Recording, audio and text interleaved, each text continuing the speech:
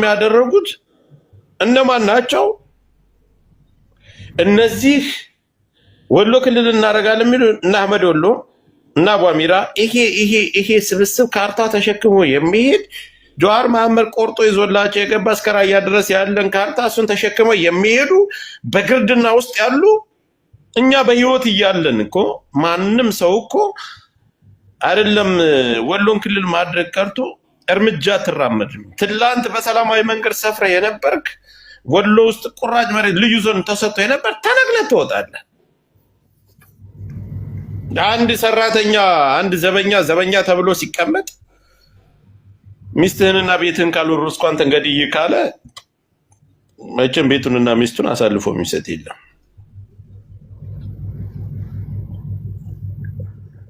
ወሎ ቤት አማራ ማለት የአማራ መፍለቂያ ነው። አንተ ወለየው ጸጥ ብሎ እጁን አጣምሮ ጎጃሚው፣ ጎንደሬው፣ ሸዋየው ጸጥ አይል እርስቱ ስለሆነ ማንነቱ ስለሆነ ገበያ አይደለም እየገበያ እና ሸው እኛ ኡስታዞቻችንም አማራ ቄሶቻችንም የእምነት አባቶቻችን በአጠቃላይ መከበር አለባቸው። ጥላቻ አለብህ፣ ጥላቻህን እዛው طيب እኔም ጠይቅ እስኪ ጠይቀኝ። ባሁን ባጀማ ልክ አሁን እንደ አማራ ፋኖ ግማሾቹ ወደ እርቅ እያወጡ ነው፣ እርቅ እየገቡ ነው፣ ተገንጣዎቹ ማለት ነው። ግማሾቹ ደግሞ በጦርነት ላይ ያሉ ናቸው። አሁን እርቅ የወሰዱ ሰዎች ለአማራ ፋኖ ጥሩ ነው ብለህ ታስባለህ ወይስ ተጽዕኖ ይፈጥራል? ታብታባሉ ይታያላችሁ። ኮሜንት አትጣፉልኝ። ለምን መሰለ ሐጂ አሁን ይሄ ፖለቲካ ጉዳይ እና የትግል ጉዳይ እስከሆነ ድረስ እኛ እነሱ የሚሰሩትን ነገር በምን እንደዋለ ምሳሌ ዛሬ ፈንታ ሙያቤ ገብቷል። ባለው ሙያና ባለው ብቃት ጦሩን የኢትዮጵያን ጦር መምራት የሚችል ሰው ነው። ትላንት አማራ ክልል ላይ ንጹሃን ላይ እና ፋኖዎች ላይ ከባድ መሳሪያ የሚወረወሩትን በዛ አካባቢ ላይ እንዳይወረወሩ ከባድ የተባሉ ጥቃቶች እንዳይደርሱ ሎጂስቲክም ሆነ የተለያየ ነገር አቅርቦት ከነሱ በኩል እንዲደርሳቸው ሊያደርግ ይችላል። 4 ዓመት ሙሉ የታገለ ዛሬ የሚሰሩትን ነገር እኔ በዚህ ጉዳይ ውስጥ እነሱ የታች ያለው ስራ ነው። እንዴት ነው አንድ ኮሎኔል በአጭር ቀንና በዚህች እንትን ድርድር ምንግርግር ተብሎ ምንም ያለምን ስልክ ንግግር አደባባይ ላይ ወጥቶ ድርድር ሳይደረግ ምናምን ቀጥታ እጁን የሚሰጥበት መንገድ ለዚህ አሁን ትላንት ከነበረው አብይ አህመድ ትላንት ከነበረው ትግል ዛሬ አሁን ላይ ያለበት ትግል ለሱ ያስፈራዋል። ይሄን ሰው አምኖ የሚቀበል ቢያምነው 10% ነው ቢያምናቸው ቢቀበላቸው ግን ፖለቲካ ሰራለው ሲል እነሱ ላይ ራሱ ላይ ፖለቲካ እየተሰራበትና ከባድ ውድቀት ነው የሚያጋጥመው። 100% እምነቱ ኑሮት ሊቀበል አይደል። ዛሬ ሚዲያው የኦሮሞ አክቲቪስቶች የብልጽግና ገረዶች ምናምን ወያ እጅ ሰጠምና አንድ ኮሎኔል ፈንታው ሙያቤ እኛ በዚህ ልክ በሰራው ልክ ላገለገለው አገልግሎት ቴንኪው ማለት ግዴታችን። አይ አመለካከቱ ይሄ ነው ብሎ ደግሞ ነገ አፈሙዝ አዙሮ እስከመጣ ድረስ ምንም አይነት ሐሳብ የለም። ጌታቸው ረዳና እነ ደብረጽዮን ዛሬ ለሁለት ተከፍለው አይደል መንግስትን እያወዛገቡ ያሉት? እኛስ ፖለቲካ ማንሰራበት አማራ በድንቁርና በድርቀት ሁሌ እኛ እኮ አንድ በኩል አፈሙዝ አዙረን የምንሄድ ሰዎች አይደለም። የብልሃት ስንትና ስንት ስልጣኔን ከየመንና ከኬንያ መጥቶ ነው የኛ አባቶች ያሰለጠኑት። ስለዚህ ትንሽ ነገሮችን ጠበቅ ሳናደርግ በትኩረት ማየት እንችላለን። እኔ ጥያቄ ነው የጠየኩት። ነፈዝ ይለኛል ጆሙ ይውጣ ፖለቲካ ታውራ ይረኝ ጨቀጭቁኛል። ዘየደወሉ ዶክተር እኔ ጥያቄ ፖለቲካ ነው አራስ ከጥቅም የሚመለከትህን ነገር ነው እየጠየቅ ያለው የሚመለከትህ ነገር። እኔ ጥያቄ ነኝ። እኔ እንትን ነኝ ኢንተርቪው ነው ያደረኩት። ዶክተር ታብታብና ኮምፕሊንክ አርጉ ተታያላችሁ አይደለም። አንተ ፋኖ ነህ አይደለ? እኔ የአማራ ህዝብ ነኝ። የኢትዮጵያ ህዝብ የአማራ ህዝብ ዛሬ እኮ ከትንሽ እስከ ትልቅ ፋኖ ነው እኮ አልኩህ እኮ የአማራ ህዝብን የሚወክል ሁሉም ይወክለኛል።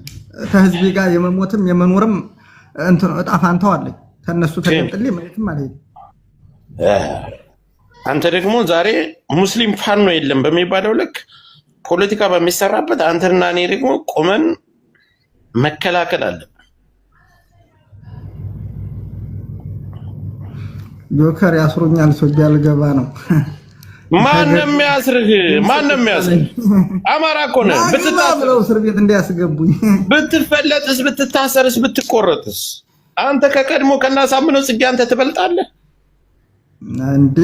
እኔ ነፍስ አንድ ናት መቼም ዞሮ ያው ዛሬ እኮ አንድ ቀይ ጥይት ብትሰጥና ሳምነው የቀመሱትን ጥቁር አፈር የምትቀምሰው አኪድ طيب እኔ በማንነት ነው የምትገደል። ለምን ትፈራለህ?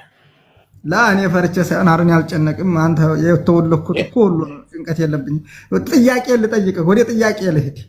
እሺ ጆቹ ልሂድበት። ጥያቄዎቼ የመጀመሪያው ጥያቄ የአማራ ፋኖ እየተዋጋ ነው፣ 2 ዓመት ሆነው። እድሉ እንዴት ነው? ይቀናዋል? አንደኛ ይቀናዋል አይቀናውም ወይ? 4 ኪሎ የመድረስ መቼም ይሁን እድል አለው ወይ? ታብታብ አርጉኛ ሸባብ ኮምፕሊንክ አርጉኝ። አሁን የአማራ ህዝብ ዛሬ ከትንሽ እስከ ትልቅ ወጥቶ ትግል የወጣ ሸሙ አንድ ነገር ማወቅ ያለብኛ ለስልጣን አይደለም። መጀመሪያ ራስን ታስከብራለህ። ራስን ካስከበርክ በኋላ ለመላው ለጎረቤትህ ትተርፋለህ።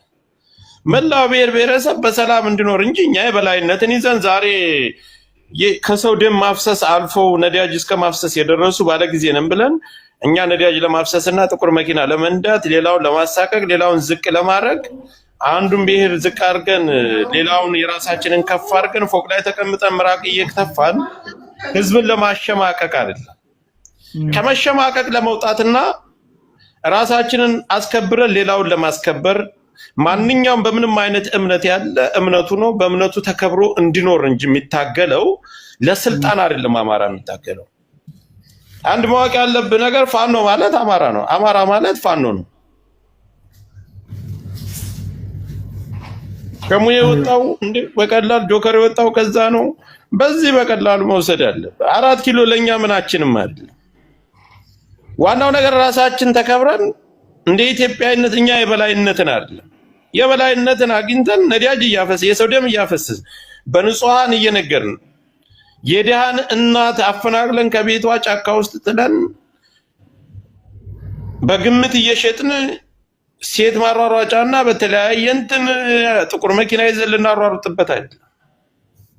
ባለን አቅም ግን መናገር ያለብን ምን አለ መሰለህ፣ አማራ ስንሆን ክብር አለን። ህሊናችን አስተዳደጋችን ይወስነዋል። አንተ ስታድግ ስለ ብሔር ተሰብከሃል። እኔ ሳድግ በዚህ 5 ዓመት ውስጥ ነው ማንነት ይሄ ሁሉ ድርጅት ይሄ ሁሉ መንግስትን ማንቀጥቀጥ ደረጃ የደረሰ በዚህ 4 ዓመት ውስጥ ምድር ላይ የተደራጀ ድርጅት ነው። ሌላው 50 ዓመት 70 ዓመት ሆኖታል። ህወሓትን ውሰድ፣ ኦነግን ውሰድ፣ እነዚህ ሁለቱም የአማራ ጥላት ናቸው።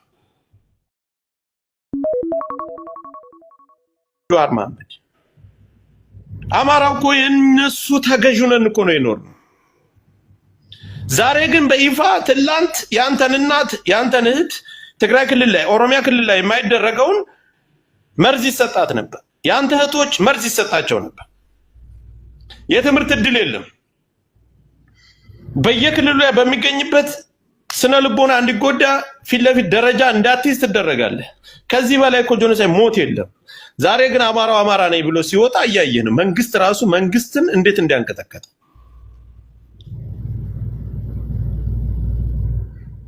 የዛሬ እየታወቀ የሞት ነው ሞታችን ነው አውቀነዋል። ሳናውቀው ግን በስምከትና በተለያየ በጀርባ በኩል በመርፍ በተለያየ ነገር የሞት ነው ሞታችን ለ50 ዓመት ለ60 ዓመት ለኛ ከባድ ነው። ቆይ እዛ አንድ ይችላል እንትን ቆይ ብሎክ ላድርገው ታቸው እነዚህ እኮ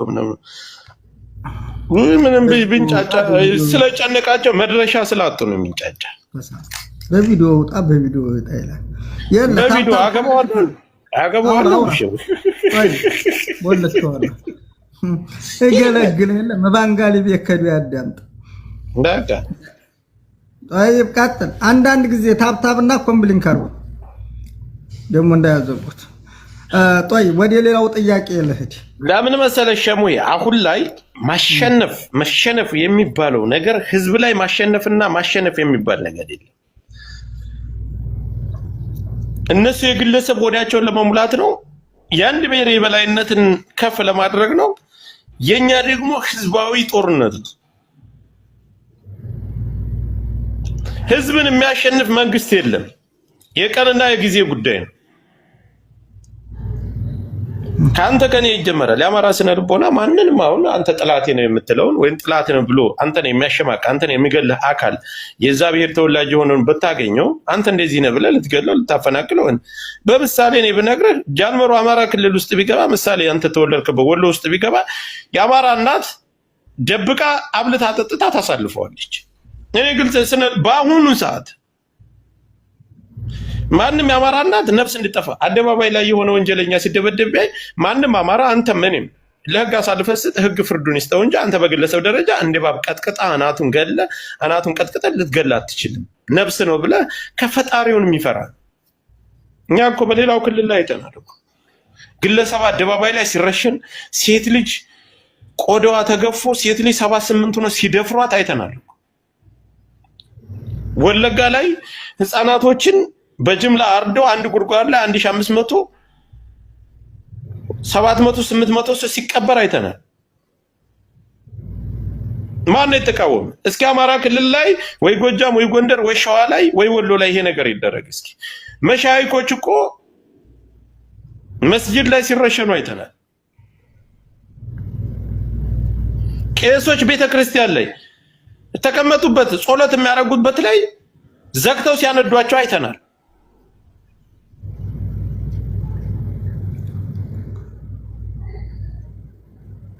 አማራ ክልል ላይ ይሄ ቢደረግ ወሎ ላይ ቢደረግ የጎጃሙ ይነሳል። ማንም ነፍስ እንዲጠፋ እስኪ ወሎ ላይ አሉ አይደል ዩዘን ማን ነው ቅንጣት እንደውም ገዳይ ሆኖ ሰርገው ገብተው ከመንግስት ጋር ሆነው እየገደሉ ነገር ቢደረጉ የመጀመሪያው የምቆመው እኔ ነኝ። ለምን የሰው ልጅ ማንንም አሁን ልንገር እኔ ባይኔ ያየሁትን ነገር እንትና ሰንበቴ የሚባል ቦታ ላይ ከወሎ ከደሴ ተነስቶ ከወልዲያ ተነስቶ ከአዲስ አበባ ተነስቶ ወደ የሚያልፈውን ሌላው መታወቂያቸው እየታየ አማራ ልጆች ስንት ነው አሁን በመንገድ ተዘግቶ በነበረበት ጊዜ ላይ ቢያንስ ከ10 ሺህ ያላነሰ ንጹሃን ነው የተገደለ። በ300 የማይቆም ባስ ነው የተቃጠለ። ባልጭ የሚባል አካባቢ ጫካ እየወሰዱ እንደ ውሻ ሲያርዷቸው መኮ የሚባል አካባቢ ገበሬውን ሸዋሮቢት አጣዬ